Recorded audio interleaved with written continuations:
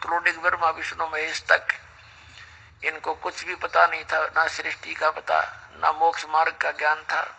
अब जो आपको देवी भागवत से आगे जो प्रकरण सुनाया जाएगा उसको समझने के लिए पहले ये चित्र देखिएगा। ये एक ब्रह्मांड है, ये यहाँ तक, ये ऐसा एक ब्रह्मांड है, ये सारा यहाँ तक। इसमें नीचे के ये तलातल वितल और पाताल वगैरह हैं, ये पृथ्वी लोक है, ये ब्रह्मा जी का लोक है, शिव का लोक, ये विष्णु का लोक। ये लोक तो रचे हुए थे पहले, लेकिन इनकी उत्पत्ति जबकि वो इस स्थान पर थे, ये स्थान बाहर का स्थान है। इसके अंदर से विमान आया, फिर इनको अंदर प्रवेश किया। यहाँ क्या देखा, ये एक इंद्र का द्वीप है, महाइंद्र का द्वीप है, जिसमें इन्होंने देखा। उसके बाद फिर इनको वापस लाए, और ये सारा ब्रह्मलोक है, ये सारा ब्रह्मलोक है इतना, ये सारा ब्रह्मलोक है इतना। तो इस ब्रह्मलोक में प्रवेश हुए, ये आगे गए, फिर ये इसका ऊपर का जो स्थान है ब्रह्मलोक का, ये सीक्रेट है, गुप्त है। यहाँ पर इसने 3 स्थान बना रखे ब्रह्म ने, ज्योत निरंजन ने। एक तो सतोगुण प्रधान क्षेत्र, एक तमोगुण प्रधान क्षेत्र, एक रजोगुण प्रधान क्षेत्र। जब ये रजोगुण प्रधान क्षेत्र में रहता है और अपनी दुर्गा को साथ में पत्नी रूप में रखता है, उस समय ये 4-5 मुख बना लेता है, चतुर्भुजी पंचमुखी जैसा भी ये बना लेता है, और अपनी पत्नी दुर्गा को सावित्री रूप में रखता है। इस दोनों के सहयोग से इस स्थान में रहते हुए जो बच्चा उत्पन्न होता है वो रजोगुण युक्त हो जाता है, और फिर ये सतोगुण प्रधान क्षेत्र में चले जाते हैं। विष्णु रूप में होता है ये काल भगवान ब्रह्म, और दुर्गा को लक्ष्मी रूप में रखता है। इन दोनों के संयोग से जो पुत्र उत्पन्न होता है, इस क्षेत्र में रहते रहते वो ऑटोमेटिकली सतोगुण युक्त हो जाता है। और फिर ये तमोगुण प्रधान क्षेत्र है, ये तमोगुण प्रधान क्षेत्र है। इसमें ये दुर्गा को पार्वती रूप में रखता है, और स्वयं ये ऐसे रूप में हो जाता है। तो इनके संयोग से जब ये इस तमोगुण प्रधान क्षेत्र में दोनों रहते हैं, इनके संयोग से जो पुत्र उत्पन्न होता है वो अब ऑटोमेटिकली तमोगुण युक्त हो जाता है। अब कैसे पुण्यात्माओं, एक मकान के अंदर कोठी में 3 कक्ष हो, एक कक्ष के अंदर जैसे अश्लील चित्र हो, तो उसके अंदर जब इंसान जाता है तो ऑटोमेटिकली उसका दुर्भावना पैदा होनी शुरू हो जाती है, और उसके विचार वैसे ही मलिन होने शुरू हो जाते हैं। जब तक वो उन चित्रों में रहेगा, उस कमरे में रहेगा, उसकी वैसी ही मनोवृत्ति बन जाती है। और एक दूसरे में लगे हों साधु संत फकीरों के दूसरे कक्ष में, दूसरे रूम में, तो वहां जाते ही एकदम मन शांत, उन्हीं जैसे भाव और वैसी मनोवृत्ति हो जाती है। और जब तीसरे कक्ष में जाता हो जिसमें लगे हो सूरवीर शहीदों के और सूरवीरों के चित्र, तो वहां जाते अपने आप उसका स्वभाव वैसा ही हो जाता है, उनकी कथाएं याद आ जाती हैं, उन्होंने ऐसा किया था, ऐसा किया था, तो उनका ऐसी मनोवृत्ति बन जाती है व्यक्ति की वहां जाती। ठीक इसी प्रकार इसने इस ब्रह्मलोक के ऊपरी स्थान पर गुप्त बना रखा है, एक ऐसी रेखा खींच रखी है, जैसे लक्ष्मण रेखा आपने सुनी होगी, ऐसी रेखा बना रखी है, वहां इसकी आज्ञा के बिना कोई प्रवेश नहीं कर सकता। ये अपनी कृपा से ही किसी को चाहे तो ऊपर ले जा सकता है, जैसा गीता अध्याय नंबर 11 के श्लोक नंबर 47 से लेकर और 54 तक इसने कहा है। तो इसने वहां ऐसी स्थिति बना रखी है, 3 स्थान बना रखे, एक रजोगुण प्रधान, एक सतोगुण प्रधान, तीसरा जो है तमोगुण प्रधान, और प्रत्येक उस क्षेत्र में ये स्वयं भी चतुर्भुज रूप में रहता है, और अपनी पत्नी दुर्गा को भी ये अन्य रूप बनाकर रहता है, और उनके दोनों के संयोग से सृष्टि क्रम से जो पुत्र उत्पन्न होता है वो उन्हीं गुणों से युक्त हो जाता है, और वैसी शकल हो जाती है उसकी, और फिर उनको तीनों को नीचे छोड़ देता। जब तक वो युवा होते हैं उनको कोमा में रखता है और उनकी परवरिश जारी रखता है। पुण्यात्मा, आज से 50 वर्ष पहले यदि दास ये कहता कि कोमा में रखता है, और उसका परवरिश जारी रखता है तो किसी का जच्चा नहीं हो। और आज तो ये आम हो रही है चीज। बहुत से ऐसे व्यक्ति हैं जो 10-10 वर्ष से 20-20 वर्ष से कोमा में पड़े हैं, घर वाले उसकी संभाल कर रहे हैं, दूध नली के माध्यम से डाल देते हैं, वो टट्टी पेशाब उसकी धोते रहते हैं, जीवित है।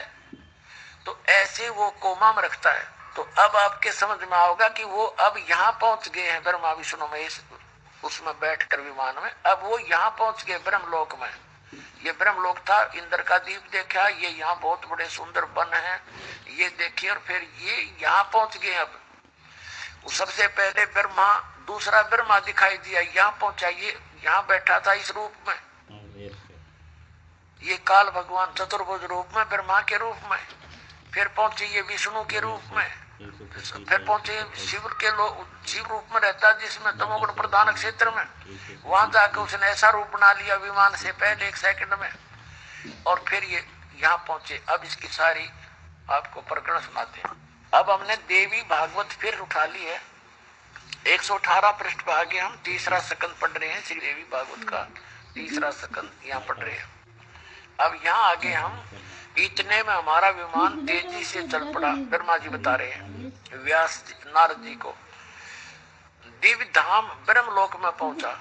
संपूर्ण देवता उस नगर के सामने मस्तक झुकाया करते हैं। वहां एक दूसरे ब्रह्मा विराजमान थे। एक ब्रह्मा तो विमान में और दूसरा आगे बैठा वो काल था। वहां एक दूसरे ब्रह्मा विराजमान थे। उन्हें देखकर भगवान शंकर और विष्णु को बड़ा आश्चर्य हुआ। वहां पर सभा लगी थी। भगवान शंकर और विष्णु ने पूछा, मुझसे पूछा, चतुरानन ये महा अविनाशी ब्रह्मा कौन है? मैंने उत्तर दिया, मुझे कुछ पता नहीं, सृष्टि के अधिष्ठाता ये कौन है भगवान? मैं कौन हूँ, ये कौन है और हमारा क्या उद्देश्य है? इस उलझन में मेरा मन चक्कर काट रहा है। इतने में मन के समान तीव्रगामी वह विमान तुरंत वहां से चल पड़ा और कैलाश के सुर में शिखर पर जा पहुंचा। वहां एक शंकर और देखा। वहां विमान के पहुंचते ही एक भव्य भवन से त्रिनेत्रधारी भगवान शंकर निकले। वे नंदी वर्ष पर बैठे थे। उनके 5 मुख थे और 10 भुजाएं थी। मस्तक पर चंद्रमा सुशोभित था। ये काल है वहां पर शिव रूप में। अक्षर भर के बाद वह विमान उस शिखर से भी पवन के समान तेज चाल से उड़ा और बैकुंठ लोक में पहुंच गया, जहां भगवती लक्ष्मी का विलास भवन था। बेटा नारद, वहां मैंने जो संपत्ति देखी उसका वर्णन करना मेरे लिए असंभव है। उस उत्तम पुरी को देखकर विष्णु का मन आश्चर्य के समुद्र में गोते खाने लगा। जो विमान में बैठा था काल का पुत्र विष्णु, ब्रह्मा जी कह रहे हैं, जब हम दूसरे एक विष्णु लोक में पहुंचे, वो काल का लोक है वहां पर, कहते वहां देखकर उस सती जी को विष्णु का भी सिर चक्कर खा गया। देखिए, उस उत्तम पुरी को देखकर विष्णु का मन आश्चर्य के समुद्र में गोते खाने लगा। वहां कमल लोचन हरि विराजमान थे। वो काल बैठा था विष्णु लोक में, विष्णु रूप में। अलसी के फूल के समान उनकी श्री विग्रह की कांति थी। पीताम्बर पहने थे, 4 भुजाएं थी। ये है वो काल जो कहता ना, ये 4 भुजा का रूप भी मैं अपनी कृपा से ही दिखा सकता हूँ। 4 भुजाएं थी। वे पक्षी राज गरुड़ पर विराजमान थे। दिव्य आभूषणों से उनकी अनुपम शोभा हो रही थी। प्राण प्रिया लक्ष्मी चमर डुला रही थी। उन सनातन श्री हरि की झांकी पाकर हम भी भौचक्के से रह गए। एक दूसरे से देखते हुए हम विमान में एक उत्तम आसन पर बैठे रहे। इतने में ही पवन से बातें करता हुआ वह विमान तुरंत उड़ गया। आगे अमृत के समान मीठे जल वाला समुद्र मिला। उसका जल बड़ा ही मधुर था। अब हम 119 पृष्ठ पर आगे तीसरा स्कंद पढ़ रहे हैं श्रीमद् देवी भागवत का। उस आगे चले गए समुद्र में। वहां एक मनोहर द्वीप था। उस समुद्र के बीच में मनोहर द्वीप था, एक टापू था। और उस द्वीप में, उस टापू में एक मंगल में मनोहर पलंग बिछा था। उस पलंग में सुंदर रत्न जड़े थे। उस उत्तम पलंग पर एक दिव्य रमणी बैठी थी। वे ऐसी प्रभावपूर्ण देवी थी मानो करोड़ों बिजलियां एक साथ चमक रही हों। अत्यंत सुंदर मुख था, लाल लाल दांत थे, करोड़ों लक्ष्मियों से भी अधिक वह सुंदर थी। ये कौन थी? अब वहां एक और ब्रह्मा देखा, एक और विष्णु देखा, एक और शिव देखा। वो कौन था? ये काल था। वह चतुर्भुज रूप में रहता है। ये विष्णु रूप बना लेता है, कभी शिव रूप बना लेता है, कभी ब्रह्मा रूप बना लेता है, और उन्हीं रूपों में रहकर इसने अपने पुत्रों को उसी अनुसार उत्पन्न कर रखा है, दोनों ने, दुर्गा ने, इसने। अब आगे क्या देखा कि दुर्गा का एक अलग द्वीप है, वहां अकेली रहती है, वहां रहती है, उसके साथ और भी अनेक औरतें रहती है। तो अब वहां पहुंच गए उस टापू में, और वहां जाकर के वर्णन देख रहे हैं कि वहां क्या देखा उसने। वह दुर्गा थी, वहां पहुंच गई अन्य रूप बना के। देखना, उस उत्तम पलंग पर एक दिव्य रमणी बैठी थी, सुंदर औरत बैठी थी, और ये लाल लाल दांत थे। वो ऐसी प्रभावपूर्ण देवी थी और सुंदर, अधिक सुंदर थी लक्ष्मियों से भी। यहाँ आगे हम उन्हें देखकर हम सभी महान आश्चर्य में पड़ गए। कुछ समय तक हम वहीं ठहरे रहे, आपस में कहने लगे, यह सुंदरी कौन है, इसका क्या नाम है, हम इसके विषय में बिल्कुल अनभिज्ञ हैं। नारद यूं संदेहग्रस्त होकर हम लोग वहां रुके रहे। तब भगवान विष्णु ने उन चारों सिहिनी भगवती को देखकर विवेक पूर्वक निश्चय कर लिया कि वे भगवती जगदम्बिका हैं। तब उन्होंने कहा कि ये भगवती हम सभी की आदि कारण है, महाविद्या महामाया इनके नाम है, ये पूर्ण प्रकृति है। अपने आत्माओं, अब इससे ये सिद्ध हो जाएगा जो दास आपको बार बार बताया करता है कि ब्रह्मा विष्णु महेश को अपने जन्म का नहीं पता, कब जन्मे थे, ना इन अपनी माँ का पता था। अब धीरे धीरे पता लग रहा है। ये क्या बता रहे हैं कि हमने उस औरत को देखा, स्त्री को, तो हम समझ नहीं पाए कौन है, क्योंकि उनकी बुद्धि में पत्थर पड़ गए थे, जन्म होते ही बेहोश कर दिए थे। अब विष्णु को चेतना दी थोड़ी सी। अब विष्णु जी क्या बताता है कि मेरा कुछ याद आवे थोड़ी थोड़ी, कि जब मेरा जन्म हुआ, ये मुझे पालने पर झुला रही थी, ये वही दिखा है, अपनी माता है। देखिएगा, अब हम 120 पृष्ठ पर आ गए। इस पे हम पढ़ रहे हैं यहाँ पर।